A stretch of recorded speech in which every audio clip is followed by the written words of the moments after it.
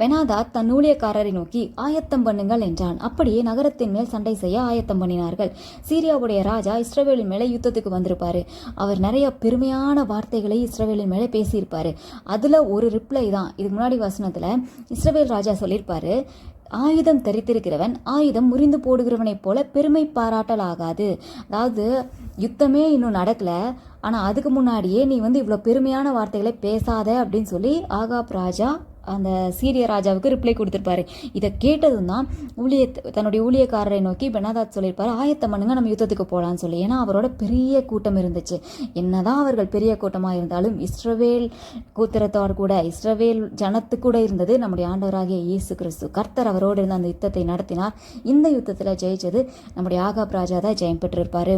அந்த யுத்தத்தை எப்படி நடத்தணும், நீ எப்படி போகணுன்றத சொல்லி கொடுத்திருப்பாரு. ஆகாப் ராஜா தன்னுக்கு அதை வார்த்தைக்கு கீழ்ப்படிந்து அதே போல நடந்திருப்பார். இந்த யுத்தத்தில் ஜெயிச்சிருப்பாங்க. இன்றைக்கும் உங்க மேலையும் பெருமையான வார்த்தைகளை யாராவது பேசுறாங்களா? இன்னைக்கு அதை குறித்து கவலைப்படாதீங்க. அவங்களுடைய பலசாலிகளா இருக்கலாம், அவங்க எவ்வளோ பெரிய ஆட்களா இருக்கலாம், எவ்வளோ பலவான்கள் அவர்களோடு கூட இருக்கலாம், ஆனால் உங்களோடு கூட ஆண்டவர் இருக்கிறார். நீங்க எப்படி இஸ்ரவேலுடைய ராஜா ஆண்டவருடைய வார்த்தைக்கு கீழ்ப்படிந்து அந்த யுத்தத்தை போனாரோ, அவருடைய சொற்படி ஆண்டவர் இப்படி செய்யணும்னு சொன்னப்போ அதே மாதிரி கீழ்ப்படிந்து நடந்து கொண்டாரோ, நீங்களும் இன்றைக்கு ஆண்டவருடைய வார்த்தைக்கு கீழ்ப்படிந்து அவர் சொல்கிறபடி நீங்கள் நடந்து கொண்டால் கர்த்தர் உங்களுக்காக யுத்தம் பண்ணுவார். இந்த யுத்தத்தில் இப்போ உங்கள் வாழ்க்கையில் நடந்து கொண்டு இருக்கிற இந்த யுத்தத்தில் கர்த்தர் உங்களுக்காக யுத்தம் பண்ணுவார்.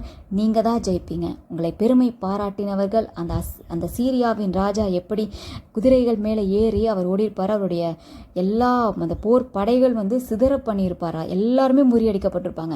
உங்களுக்கு எதிராக எப்படிப்பட்ட ஆயுதங்கள் வந்தாலும் அது வாய்க்காதே போகும், அது முறியடிக்கப்படும்.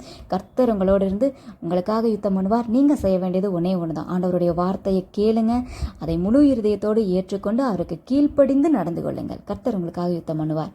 உங்களுக்காக அவர் ஜெயத்தை தருவார்.